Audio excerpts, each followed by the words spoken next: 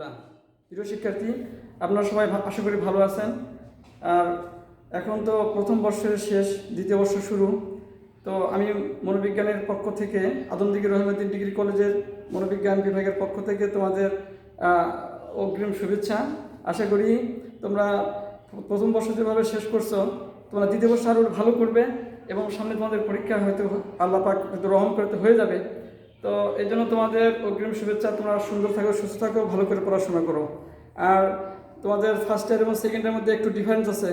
একটা হচ্ছে first year অনেকে বলে ডোন্ট কেয়ার, বিষয়টা কথা হলেও কিছুটা হলেও সত্য। কারণ কলেজ জীবনে প্রথম আসার পরে ফার্স্ট ইয়ার জীবনটা কীভাবে চলে যায় সময়ের হিসাব করা যায় না, কিন্তু সেকেন্ড ইয়ারটা অত্যন্ত কম সময়। এখানে অত্যন্ত ভালোভাবে যদি যত্ন না নেওয়া যায়, কেয়ারফুল না হওয়া যায়, তাহলে সময় সম্পর্কে যদি সচেতন না হওয়া যায়, তো পরীক্ষায় ভালো ফলাফলের আশা করা খুবই দুরূহ ব্যাপার। তাই আমি আশা করি তো। আর আল্লাহ তাআলার একটা আযাব করোনা ভাইরাস, এটাকে আল্লাহ তাআলা বিশ্বকে মুক্ত করুক করোনা ভাইরাস থেকে। এবং তোমরা আমার ক্যাম্পাসে ফিরে আসো, দেখা হবে এবং পড়াশোনা ভালো করো, সামনে পরীক্ষা ভালো করো। তো আমি এই বলে তোমাদের দ্বিতীয় বর্ষের আমি মনোবিজ্ঞানের ক্লাস শুরু করতে চাচ্ছি। আজকে তোমাদের ক্লাসের যে টপিক সেটা হচ্ছে মনোবিজ্ঞানের প্রথম চ্যাপ্টার, অবতরণিকার প্রথম চ্যাপ্টারের বুদ্ধি। এই বুদ্ধির সম্পর্কে আমি আলোচনা করব। তার আগে বলে রাখি, তোমাদের যে সমস্ত বই ফলো করবা, এই অনেকগুলো বই আছে রাজশাহী শিক্ষা বোর্ড কর্তৃক, জাতীয় শিক্ষা কার্যক্রম কর্তৃক অনুমোদিত যে সমস্ত বই আছে, সবগুলোই বই ভালো। এর মধ্যে 3টা বই আমি স্টাডি করছি, যথেষ্ট ভালো। তারা লিখছে মনোবিজ্ঞান দ্বিতীয় পত্র, অক্ষরপত্র প্রকাশনী, মনোবিজ্ঞান দ্বিতীয় পত্র হাসান হাউস, আমাদের শ্রদ্ধেয় জুমান স্যারের বই।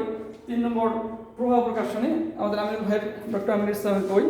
তো এগুলো খুব ভালো বই। তোমাদের যেটা ইচ্ছা এই মূল বইগুলো ফলো করবে, আশা করি এতে তোমাদের অনেক অ্যাডভান্স হবে। তো যাক, তোমরা ভালো থাকো। আজকে আমি ক্লাসটা শুরু করতে যাচ্ছি। তোমাদের প্রথম টপিক হচ্ছে বুদ্ধি। তো বুদ্ধির ক্লাসটা, বুদ্ধির কথা বলার আগে আমি বুদ্ধি সম্পর্কে একটু বলতে চাচ্ছি যে বুদ্ধি সম্বন্ধে একটা গল্প বলবো, ছোট্ট একটা গল্প বলবো। সেই গল্পটা হলো একটা রাজা, তো তার রাজার কার্য পরিচালনা করার জন্য উজির লাগে, পেয়াদা লাগে, অনেক লোক লাগে। তো আমি একটা পেয়াদার গল্প বলবো।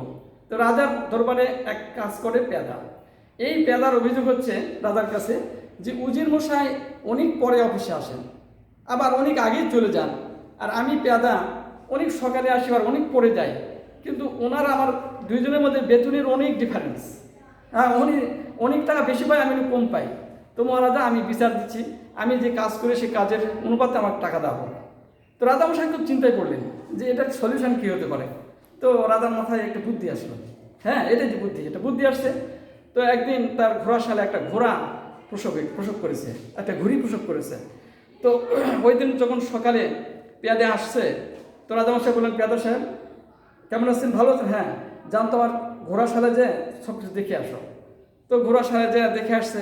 তো কী দেখলাম, বলে ঘোড়াশাল সব ভালো আছে, তবে একটা ঘুড়ি প্রসব করেছে। তাই নাকি? হ্যাঁ। তাহলে কি বাচ্চা হয়েছে, টাটু ঘোড়া না মাদি ঘোড়া? তো তা তো দেখিনি। তো ঠিক আছে, তাহলে দেখে আসো। তো আবার দেখতে গেছে যখন ফিরে আসছে, বলে কি দেখলাম? বলছে ওটা হচ্ছে টাটু ঘোড়া। তো আচ্ছা, তাহলে ঘোড়ার রং কি? বলে আমি মনে হয় তাহলে খেয়াল করিনি। তো খেয়াল করে আসো। তো আবার দেখে হচ্ছে তোমার ঘোড়া একেবারে একটা লাল ঘোড়া হয়েছে, লাল ঘোড়া। বলে বাহ, আচ্ছা, ঘোড়ার মাথার উপরে কোনো চিহ্ন আছে? বলে মহারাজ, আমি তো দেখিনি। তো আবার ফিরে গেছে, ঠিক আছে দেখে আসো। তো যখন রাজা মশাই বারবার পাঠাচ্ছে আর দেখতেছে, তো যখন ফিরে আসছে, কি আছে? বলে চমৎকার, আপনার লাল রঙের ঘোড়া, মাথায় একটা সাদা একটা টিকি আছে। হ্যাঁ, তারা খুব সহজে ঘোড়াটাকে আকর্ষণীয় করে চিনতেও পারা যায়। তো ঠিক আছে, এরপরে উজির সাহেব আসলেন। উজির সাহেব আসার পরে ওনার অফিসে বসার আগেই রাজামশাই বললেন, ঠিক আছে উজির সাহেব, বেদমি নেবেন না, আজকে আপনি আবার ঘোড়াশালাটা একটু পরিদর্শন করে আসেন। তো ঘোড়াশালা থেকে ঘুরে আসলেন। তো মহারাজা বললেন, উজির সাহেব কী দেখলেন? বলে মহারাজা, আপনার ঘোড়াশালাতে নতুন অতিথি আসছে, একটা ঘুড়ি প্রসব করেছে, একটা সুন্দর টাটুকুরা বাচ্চা হয়েছে, লাল রঙের বাচ্চা, মাথায় একটা টিকি, অতীব চমৎকার। তো রাজা পেয়াদার দিকে তাকালেন, বলে দেখো, তুমি একটা জিনিসের উত্তরের জন্য কয়বার গেছ আর উজির মশাই কয়বার গেছে। তো পেয়াদা বুঝতে পারলেন যে এটা হচ্ছে বুদ্ধি। বুদ্ধি বলেই মানুষ, হ্যাঁ, তার অনেক অ্যাডজাস্টমেন্ট করতে পারে, বুদ্ধি বলে সব কিছু করতে পারে। তো বুদ্ধি এমন একটা বিষয়, এটা নির্দিষ্টভাবে এখনও কোনো বিজ্ঞানী সঠিক কোনো সংজ্ঞা প্রদান করতে পারেনি। তো প্রথমে মনোবিজ্ঞানী ক্রাইডার এবং তার সহযোগীরা তাকে সংজ্ঞা প্রদান করছেন, বুদ্ধি হলো বিদ্যুতের মতো, যা পরিমাপ করা সহজ কিন্তু সংজ্ঞায়িত করা প্রায় অসাধ্য। এখানে সংজ্ঞাতে বিদ্যুতের কথা বলা হয়েছে। বিদ্যুৎ মিনস কারেন্ট কি জিনিস? আমরা যে বিদ্যুৎ যে সুইচ টিপলে আলো জ্বালাই, ফ্যান করে, বাতি করে, এটা তো কারেন্টের প্রবাহ। আসলে কারেন্ট হচ্ছে ইলেকট্রনের প্রবাহ মানে একটা জিনিস, সেটা হচ্ছে কারেন্ট। তো বুদ্ধি উনি বোঝাতে চাইছেন যে বুদ্ধির একটা প্রবাহমান জিনিস, যখন যেটা লাগে সেখানে সে প্রবাহিত অবস্থার সমাধান করতে পারে, সেটা হচ্ছে বুদ্ধি। এবং বিদ্যুতের মতোই অতি দ্রুত সম্পন্ন করতে পারে। এবং এটা পরিমাপ করা সহজ, বুদ্ধি পরিমাপ করা সহজ কিন্তু সংজ্ঞায়িত করা বড় কঠিন। এরপরে মনোবিজ্ঞানী জার্ভিং এবং মনোবিজ্ঞানী টাস তারা একটা সংজ্ঞা প্রদান করছেন যে বুদ্ধি হলো জ্ঞান অর্জনের ক্ষমতা এবং সমস্যার অবস্থায় সেই জ্ঞানের ব্যবহার। শুধু জ্ঞান অর্জন করলে শেষ না, জ্ঞান অর্জনের সঙ্গে সঙ্গে এই বাস্কেট এবং জার্ভিং এবং বাস্কেট তারা যে বললো যে জ্ঞান অর্জন করবে, সেই জ্ঞান অর্জন করা উপযুক্ত সমস্যার সমাধানে সে জ্ঞান ব্যবহার করবে, সেটা হচ্ছে বুদ্ধি। যেমন একটা ছেলে একটা অঙ্ক শিখলো, a + b whole square, a square equal to a square plus 2b + b square. এখন ওটা যদি অঙ্ক ক্ষেত্রে যদি দেওয়া হয়, ও শিখছে, যদি সমাধান করতে পারে, সে বুদ্ধি একেবারে হয়েছে, নচেত হয় নাই। সুতরাং বুদ্ধি জ্ঞান অর্জনের ক্ষমতা এবং সেই সমস্যার সমাধানে সেই জ্ঞানের ব্যবহার করার যোগ্যতা থাকতে হবে, সেটা হচ্ছে বুদ্ধি।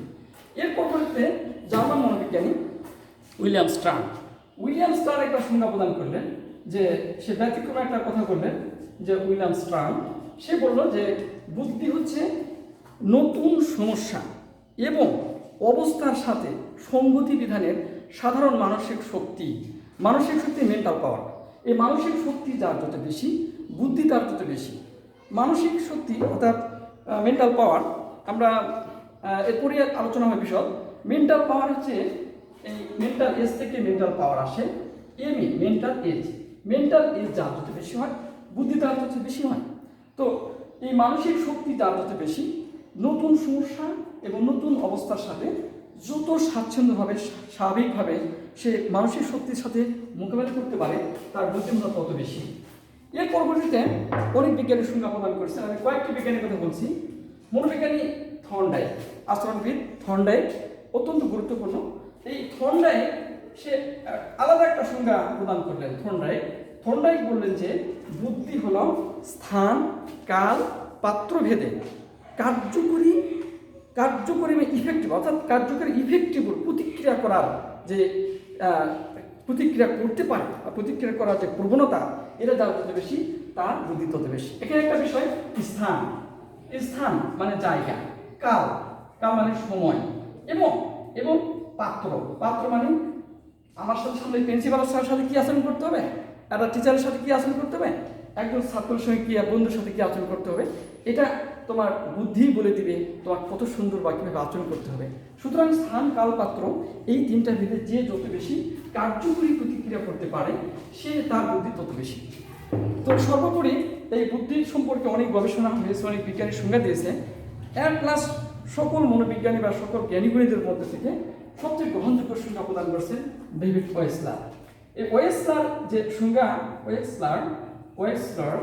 সংজ্ঞা প্রদান করছেন, এটাকে মোটামুটি সবচেয়ে গ্রহণযোগ্য এবং অ্যাপ্টিটিউড সংজ্ঞা বলে বিবেচনা করা হয়। সে সংজ্ঞা প্রদান করছেন বুদ্ধি হচ্ছে বহুমুখী প্রবণতা, একটা বহুমুখী ক্ষমতা, একটা শক্তি বা প্রবণতা, যা মানুষকে উদ্দেশ্যপূর্ণভাবে আচরণ করতে পারে, যা মানুষকে উদ্দেশ্যপূর্ণভাবে আচরণ করায়। 2 নম্বর যুক্তিপূর্ণ চিন্তা করায়।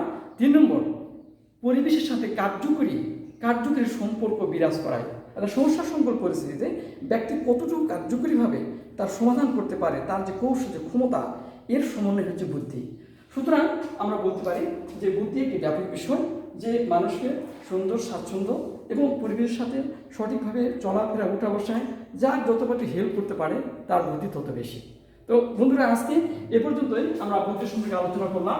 এরপরে নেক্সট আমাদের একটু আলোচনার বিষয়, সেটা হচ্ছে বুদ্ধির স্বরূপ বা প্রকৃতি কী। স্বরূপ বুদ্ধির স্বরূপ বা প্রকৃতি প্রকৃতি প্রকৃতি বা নেচার, বুদ্ধির স্বরূপ বা প্রকৃতি বা নেচার। এই স্বরূপ বা প্রকৃতি বা নেচার সম্পর্কে আলোচনা করতে গেলে বিশেষ ব্যাখ্যা, এই বুদ্ধির স্বরূপ বা প্রকৃতি বিষয়টা কি, এটা নিয়ে অদ্যবধি গবেষণা চলছে। এর এখনো সঠিক কোনো নির্দিষ্ট কোনো সলিউশন এখনো পাওয়া যায়নি। তবে যারা ফিজিশিয়ান, যারা ফিজিওলজিস্ট, যারা শারীরবিদ্যাবিদ, তাদের কথা হচ্ছে যে মানুষের যে ব্রেন আছে, এই ব্রেনের মধ্যে যার যত বেশি নিউরন আছে তার বুদ্ধিমত্তা তত বেশি, তার বুদ্ধিমত্তা তত বেশি। তারা যুক্তি দেখাচ্ছে যে একটি মানুষ যখন জন্মগ্রহণ করে, এই জন্মগ্রহণ সময় তার মায়ের পেট থেকে 800 বিলিয়ন সেল নিয়ে আসে, 800 বিলিয়ন নিউরন নিয়ে আসে, এবং এই শিশুটার জন্মগ্রহণের 2 বছরের মধ্যে আরও 400 বিলিয়ন সেল সে উৎপাদন করে। এই মোট 1200 বিলিয়ন সেল তার মস্তিষ্কের মধ্যে অবস্থান করে।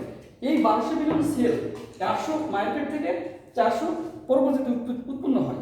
এই মোট 1200 বিলিয়ন সেল যে থাকে তার মাথার মধ্যে, এই 1200 নিউরন যার যত স্ট্রং, শক্তিশালী, সুস্থ, স্বাভাবিক, তার বুদ্ধি তত বেশি, তার বুদ্ধি তত বেশি।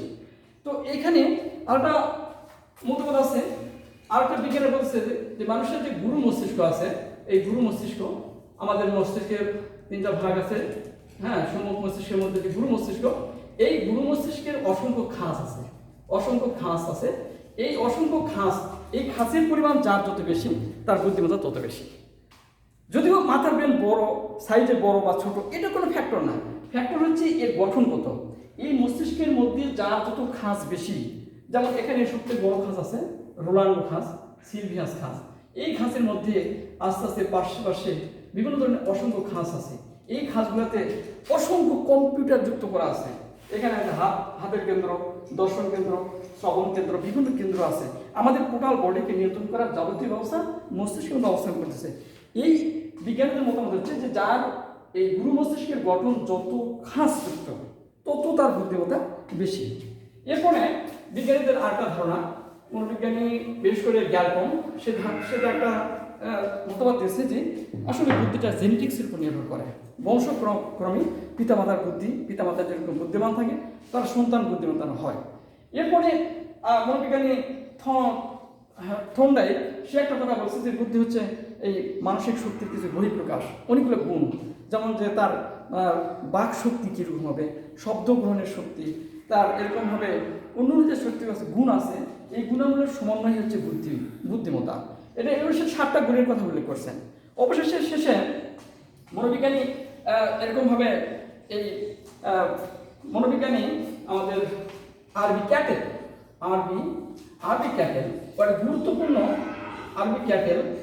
গুরুত্বপূর্ণ একটি বিষয় উল্লেখ করছেন। উনি বুদ্ধির কথা বলছেন যে মানুষের মধ্যে 2টা বুদ্ধির সমন্বয় আছে, একটি তরল বুদ্ধি আর আরেকটি হচ্ছে দানাদার বুদ্ধি।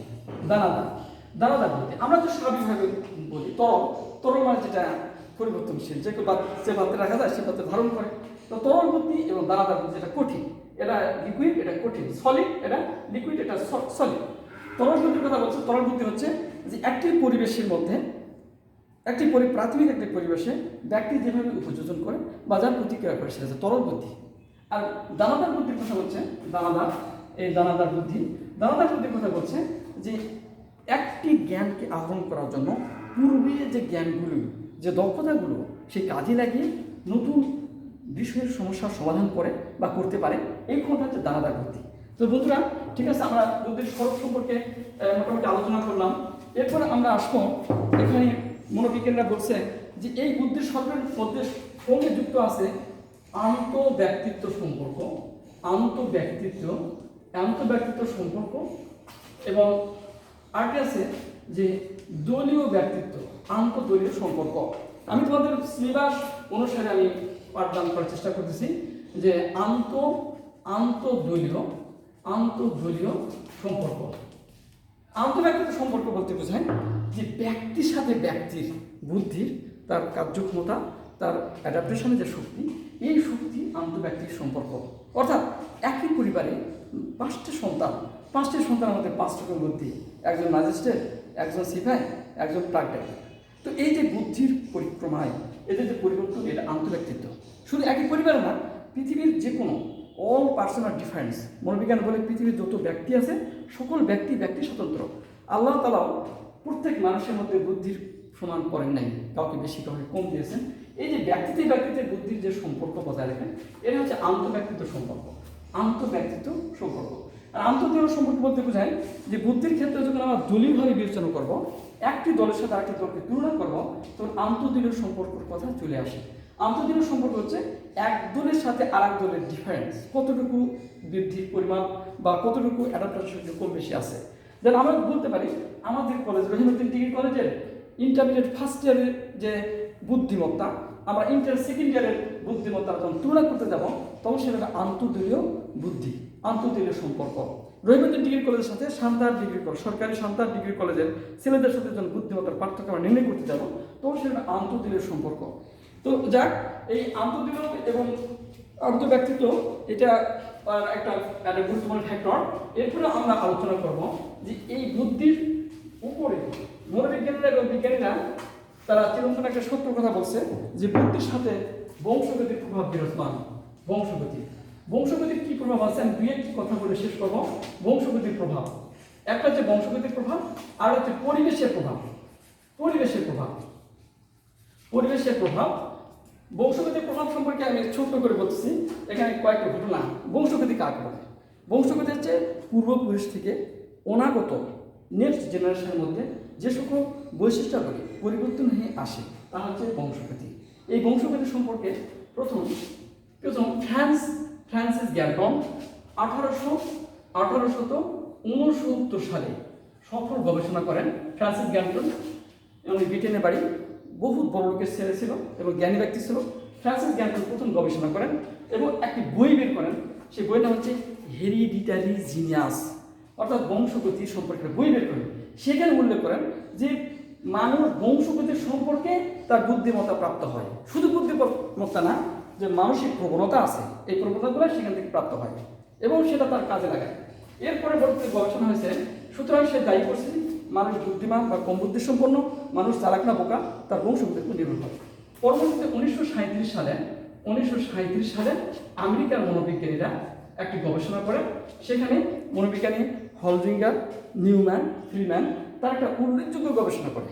তারা 19 জোড়া অভিন্ন যমজ সন্তান তোমাদের ফার্স্ট ইয়ারে পড়ানো হয়েছে। অভিন্ন যমজ সন্তান কি?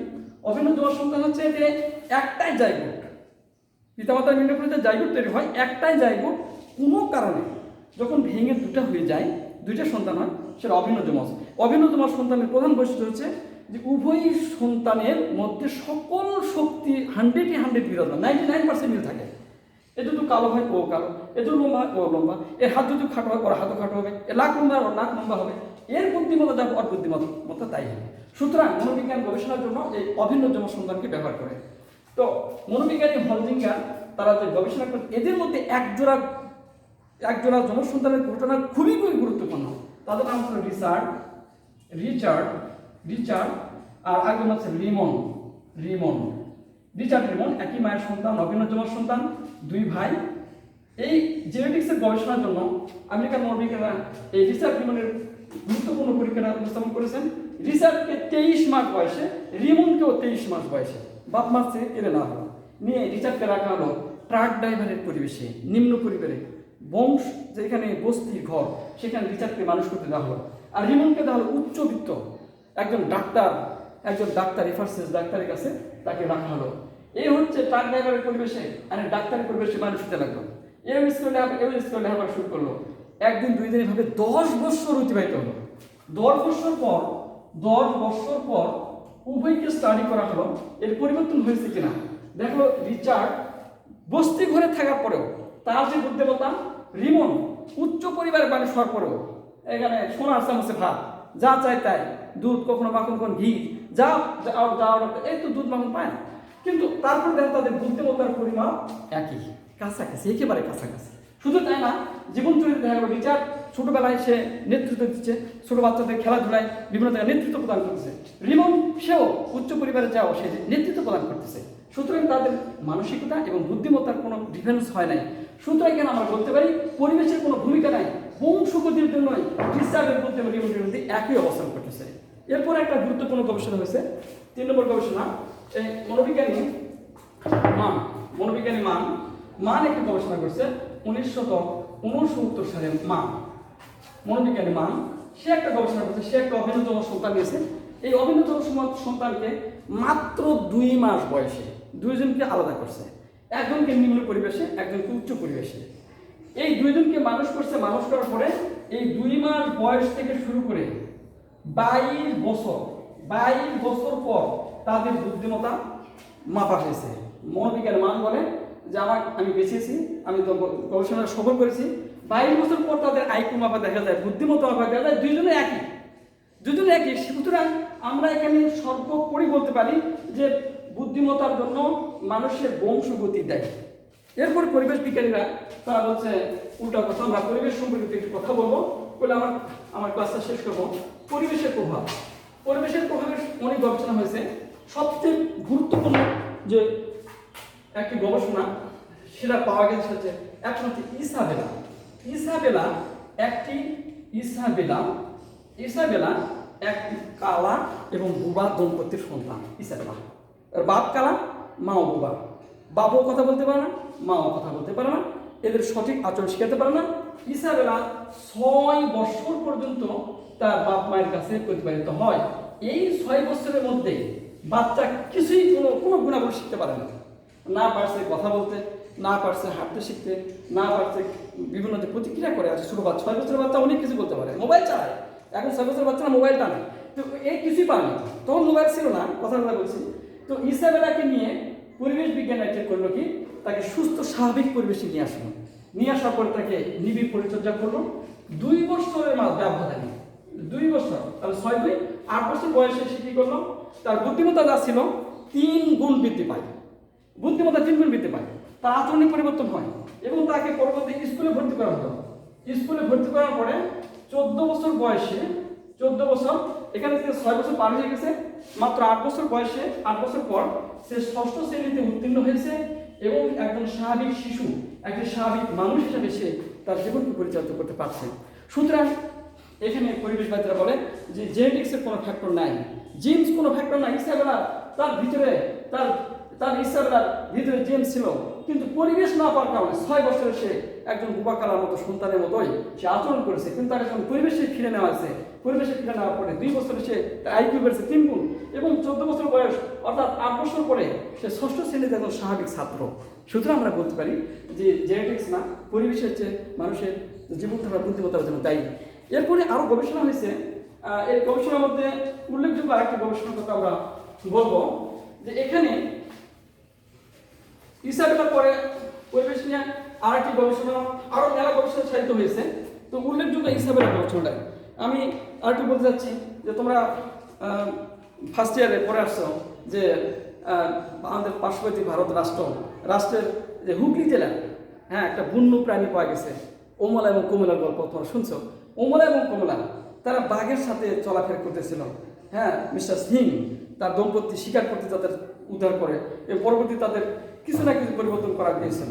এটাও দেখা যাচ্ছে যে পরিবেশের কারণে একটা মানুষ বাঘের মতো আচরণ করছে, বাঘ হয়ে গেছে, কাপড় পরতে পারে না, স্বাভাবিক খাবার খায় না।